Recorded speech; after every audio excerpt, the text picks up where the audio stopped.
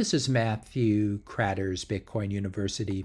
Today I want to talk about Bitcoin 6102 type attacks. Many of you have been asking me about this topic, most recently Castor Troy 4960.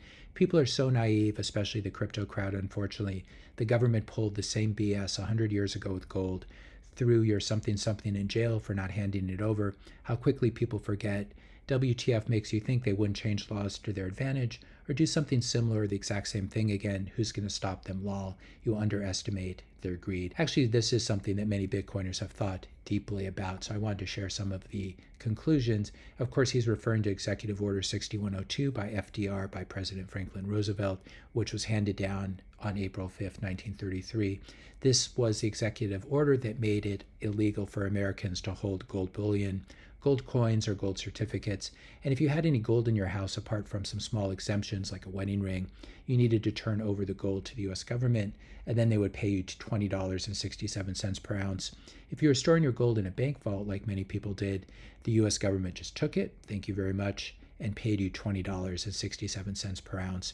This is a good reminder, not your vault, not your gold, sort of analogous to not your keys, not your coins when it comes to Bitcoin. And if you violated this executive order, the US government threatened to throw you in jail for 10 years and or fine you $10,000, which in today's dollars is about $250,000. So this was a very, very severe punishment. And it also tells you something about how badly the Fed has managed the US dollar since 1933, where $250,000 today is the equivalent of $10,000 back in 1933. This, unfortunately, is what your country looks like when you abandon sound money and constitutional principles and let the central bankers roam free. This executive order by FDR was a complete violation of private property rights and Fourth Amendment protections against unreasonable searches and seizures, which we have from the Bill of Rights and from the U.S. Constitution. And really the cherry on top was that Congress and the U.S. Supreme Court went along with FDR. In a crisis, unfortunately, the U.S. Constitution always gets thrown out, as we saw in 2001 and 2020. If you're finding this video interesting so far, I just ask you to help to support this channel's educational mission. Hit the subscribe button. That does really help the channel. Leave a like, leave a comment, question, suggestion for a future video, and share this video with a friend or family member. Back to 1933 in the Executive Order 6102, as soon as the Fed and the U.S. Treasury got their hands on the gold, they immediately revalued the gold to $35 per ounce. And this essentially allowed the Fed to print more money by devaluing the dollar against gold, because after the devaluation, 1 ounce of gold could then buy more or back more US dollars. This is what you have to do when you're in a gold standard or a partial gold standard, as the US was back then. And I think the situation today with Bitcoin is completely different. Today, for example, the US dollar is not partially backed or fully backed or backed at all by Bitcoin as it was backed by gold in 1933. But I do think this is a sobering reminder for those today, especially those politicians who want to back the US dollar with some Bitcoin. Because whenever there's a financial crisis, this is what's going to happen. The US government will simply adjust the US dollar Bitcoin peg like it did to the US dollar gold peg in 1933, and will thus turn on the money printers and start increasing the money supply again. This is why you should ask for the US government to be on a full Bitcoin standard rather than a Bitcoin-backed US dollar standard. I think there are other key differences as well. Back in 1933, as we said, the vast majority of Americans' gold was sitting in gold vaults in U.S. banks. So it's quite easy for the U.S. government to close the banks and seize the gold. That's a lot more difficult to do to American hodlers of Bitcoin who hold their own private keys and keep their Bitcoin in cold storage. To confiscate this Bitcoin in a modern 6102 type attack, the U.S. government would need to go door to door in a country that has 350 million people and probably 400 million guns. Of course, the Bitcoin left on exchanges are held by custodians to back securities like MicroStrategy, now called Strategy, or the BlackRock Spot ETF, IBIT, and the other spot ETFs. These would be relatively easy to confiscate. We can see here just sitting on Coinbase is over 745,000 Bitcoin. So if you're a government, a hostile government, and you're looking to confiscate people's Bitcoin, the first thing you're not going to do is go door to door and try to collect the 0.1 or 0.2 Bitcoin that someone owns. You're going to go after the really large honeypots like Coinbase custody, for example. I think new Bitcoiners, though, do need to hammer this into their heads for that reason. Not your keys, not your coins. If you're holding a Bitcoin ETF or leaving your Bitcoin on an exchange, you're not taking full advantage of the power of holding Bitcoin as a bearer asset. A bearer asset means you control it if you hold it. It can't be turned off, and it doesn't have any counterparty risk as long as you hold your own private keys.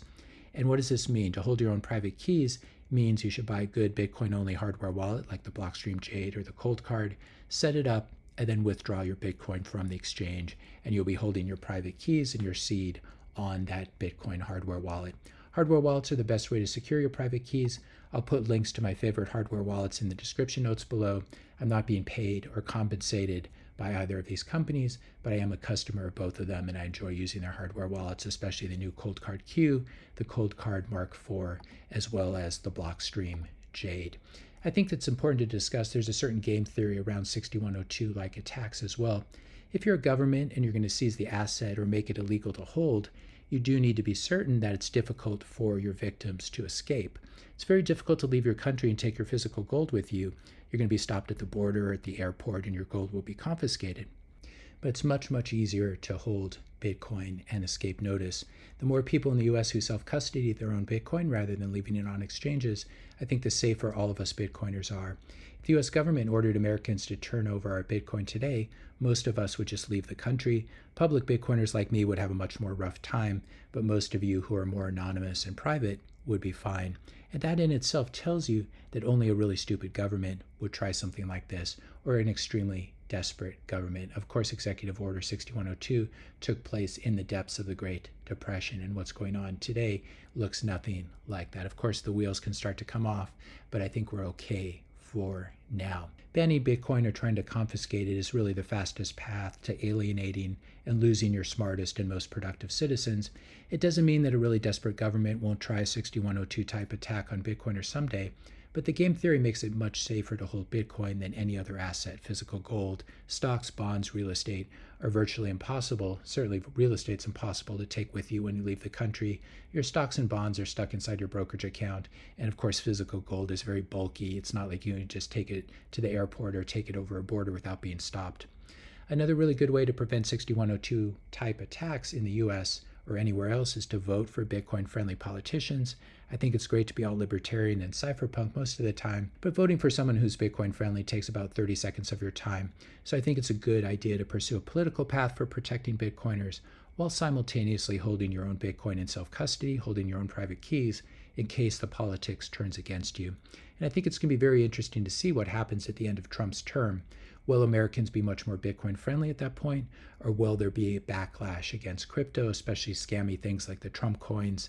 These have not been a good ad for crypto or Bitcoin.